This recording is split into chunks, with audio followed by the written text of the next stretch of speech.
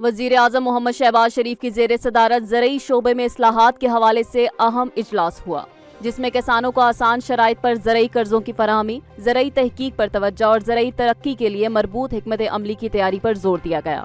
وزیر اعظم نے کہا کہ زرعی خود کفالت حاصل کرنے کے لیے شعبہ زراعت کو جدید خطوط پر استوار کرنا ناگزیر ہے اور ملکی معیشت کی تیز رفتار ترقی کے لیے اس شعبے کی وسیع صلاحیتوں سے فائدہ اٹھایا جائے گا۔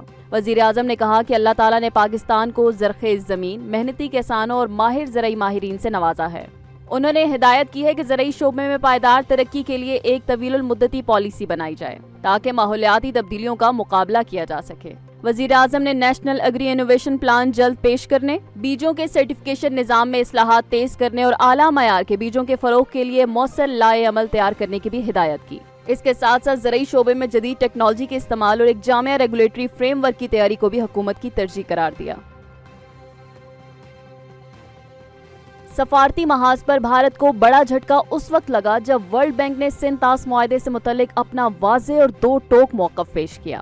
بھارت کی جانب سے پہلگام فالس آپریشن کے بعد سندھ طاس معاہدے کو یک طرفہ طور پر معطل کرنے کا اعلان کیا گیا تھا، جس پر عالمی سطح پر تنقید کی گئی۔ ورلڈ بینک کے صدر اجے بنگا نے CNBC کو دیے گئے ایک حالیہ انٹرویو میں کہا کہ سندھ طاس معاہدے کو یک طرفہ طور پر معطل کرنے کی کوئی شک موجود نہیں ہے۔ ان کا کہنا تھا کہ یہ معاہدہ صرف دونوں فریقین کی باہمی رضامندی سے ہی ختم یا ترمیم پذیر ہو سکتا ہے۔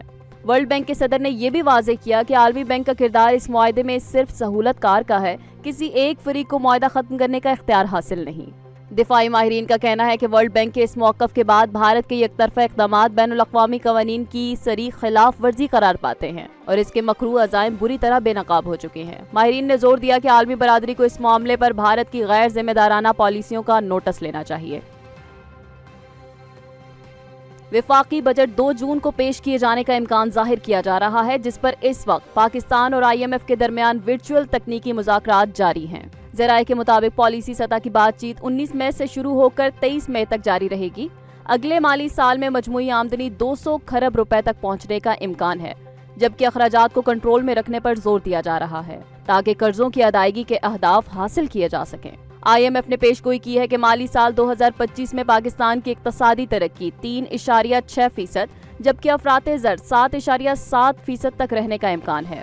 حکومت کی جانب سے مجموعی آمدنی کا ہدف 190 کھرب 900 ارب روپے مقرر کیا گیا ہے، جس میں FBR کی وصولیاں اور زرعی آمدنی پر ٹیکس اہم کردار ادا کریں گے۔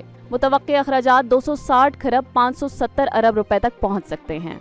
IMF کی شرط کے مطابق حکومت کو مالیاتی خسارہ 5.6% سے کم کر کے 5.1% تک لانا ہوگا اور 20 کھرب 100 ارب روپے کا بنیادی سرپلس برقرار رکھنا ہوگا۔ وزارت خزانہ نے تمام وزارتوں کو ماحولیاتی ٹیگنگ فارم C3 جمع کرانے کی ہدایت دی ہے تاکہ وفاقی بجٹ میں سبسڈیز اور گرانٹس کو بھی ماحولیاتی اخراجات سے منسلک کیا جا سکے۔ وزیر دفاع خواجہ آصف نے کہا ہے کہ تاریخ میں پہلی بار ایک مکمل سائبر جنگ ہوئی ہے جس میں بھارت کا سارا نظام مفلوج ہو کر رہ گیا۔ انہوں نے دعویٰ کیا کہ پاکستان کے مؤثر جواب میں دوست ممالک کی خاموش رضامندی بھی شامل تھی اور تمام بڑے اتحادی بشمول امریکہ ہمارے ساتھ آن بورڈ تھے۔ خواجہ آصف نے کہا کہ بھارت کے خلاف پاکستان کی جیت کثیر الجہتی ہے۔ ان کا کہنا تھا کہ بھارت کشمیر پر بات چیت کے لیے آمادہ ہوا ہے، جو پاکستان کی ایک بڑی سفارتی کامیابی ہے۔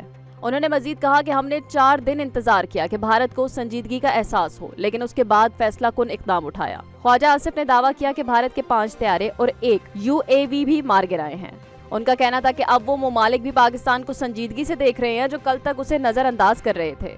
وزیر دفاع نے خبردار کیا کہ اگر بھارت نے دوبارہ جارحیت کی کوشش کی تو نہ صرف پاکستان سخت جواب دے گا بلکہ عالمی رد عمل بھی دیکھنے کو ملے گا۔ پنجاب میں درجہ حرارت میں غیر معمولی اضافے کے پیش نظر پروونشل ڈیزاسٹر مینجمنٹ اتھارٹی نے ہیٹ ویو الرٹ جاری کر دیا ہے۔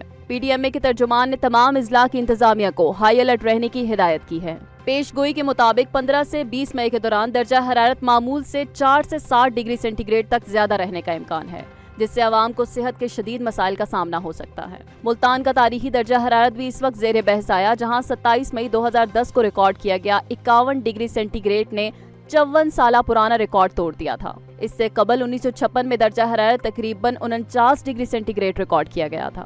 معروف طبی ماہر ڈاکٹر نے ہیٹ ویو کے دوران سن سٹروک کے خطرے کی نشاندہی کرتے ہوئے مشورہ دیا کہ شہری سر ڈھانپ کر رکھیں، زیادہ سے زیادہ پانی اور لیمو کا استعمال کریں تاکہ جسم میں نمکیات کی کمی نہ ہو۔